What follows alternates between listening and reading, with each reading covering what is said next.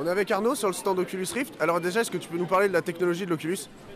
La technologie de l'Oculus, déjà, bon, c'est une technologie qui est encore assez récente, qui est encore assez jeune, mais qui a été rachetée par Facebook. Donc il n'y a pas si longtemps que ça.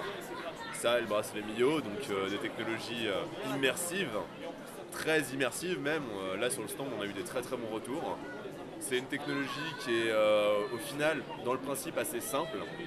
On a tout le champ de vision qui est pris par l'image, par l'écran, par le virtuel, et peu importe où on tourne la tête, on est toujours dans le jeu.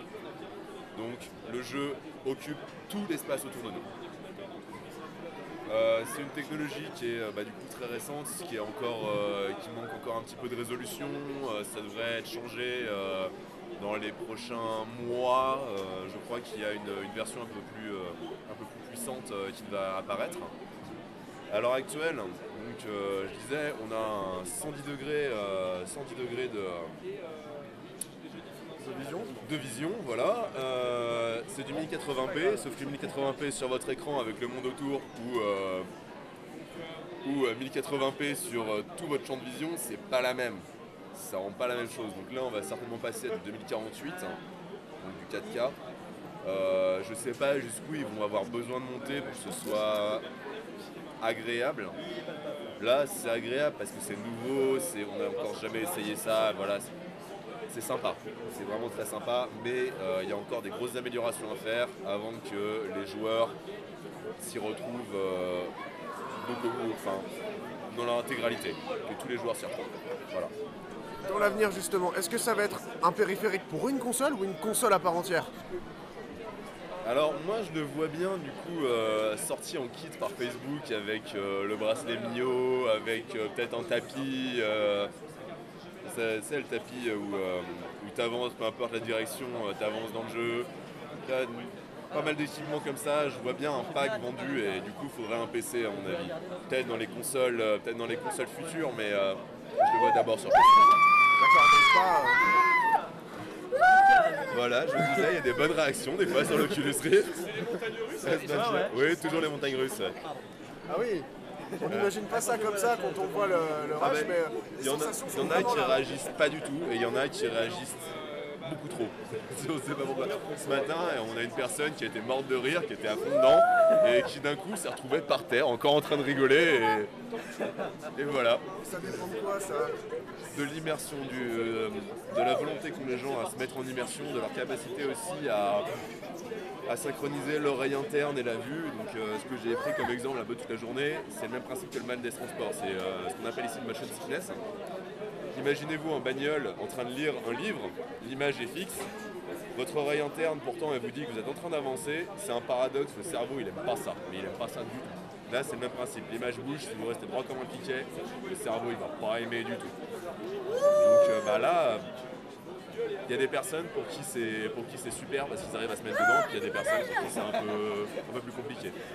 Justement, est-ce que ceux qui sont habitués aux jeux vidéo vont avoir plus de mal, ou justement c'est ceux-là qui vont s'y mettre à fond, ou c'est les réactions comme ça, c'est des gens qui ne connaissent pas le jeu vidéo de manière générale? Alors les réactions les plus impressionnantes que j'ai eues, c'était sur des personnes un peu plus âgées, qui n'ont pas forcément fait beaucoup de jeux vidéo. Ça m'a un peu surpris, j'ai eu des très bonnes réactions aussi de jeunes, mais des gamers qui sont passés, et ils sont sortis avec un ouais c'est cool. Ils n'ont pas eu de réaction disproportionnée, je veux dire. C'est un peu banal pour eux, on voit que c'est l'avenir. C'est ce qu'ils attendaient et du coup il n'y a pas l'effet de surprise. Ils s'y attendaient, ils se le sont déjà imaginé un million de fois sans doute. Voilà, moi j'ai entendu parler de l'Oculus Rift, je me suis dit ça va être génial, j'ai testé, j'étais ouais c'est cool, c'est génial. Mais j'ai pas été à crier dans tous les sens, j'étais excité mais... C'est ce que t'attendais finalement, t'as eu peu de surprises. J'étais vraiment heureux, mais j'avais pas d'excitation, pas de grosse excitation. J'étais très content, j'étais très heureux, mais j'étais pas euphorique quoi. Voilà. Si on va un peu d'imagination, qu'est-ce qu'on pourrait imaginer pour les jeux de sport, dans l'avenir? Parce que c'est vraiment, c'est pour ce genre de jeu, le corps serait mis en avant plus que maintenant. Alors, pour les jeux de sport, ça dépend de quoi on parle. Ça dépend si on parle de sport de course, d'athlétisme, enfin si on parle de sport automobile, ça dépend si on parle de quel sport on parle, ça dépend si on parle d'escrime, ça dépend si... voilà. On pourrait parler d'escrime justement, de sport, un sport où le corps serait complètement demandé. Alors, justement, ça, ce qui m'intéresserait énormément, moi, avec le bracelet Mio, plus l'Oculus Rift, je me vois très bien jouer à un jeu du style Skyrim. Donc le bracelet Mio, je rappelle, hein, pour ceux qui ne connaissent pas, c'est un petit bracelet qui se met ici et qui comprend tous les mouvements des doigts, du poignet, de la main, enfin de l'avant-bras, ça comprend tout. Donc je me vois très bien dans Skyrim avec mon Oculus Rift, dégainer mon épée et à l'assaut. Voilà, en faisant toutes mes passes d'armes comme j'en ai envie. Donc ça nécessiterait de la part de développeurs des bonnes hitbox. On pourrait avoir un combat aussi intéressant que celui de Mountain Blade en étant moins buggé quand même. Et Voilà. avoir des sensations réelles. Et avoir des sensations quasi réelles. Bah, on n'aurait pas la sensation du retour d'une arme sans trop choquant avec une autre. Ça me paraît un petit peu compliqué pour le moment. Dans l'avenir, je le verrais bien avec à la limite des moteurs, simplement un moteur qui nous ferait un retour de force comme on avait sur les joysticks autrefois. C'est des petites choses à rajouter encore en plus qui viendront à mon avis dans les années à venir. Donc le jeu vidéo a encore de bonnes heures devant elle avec de nouvelles perspectives. On a beaucoup de perspectives devant nous.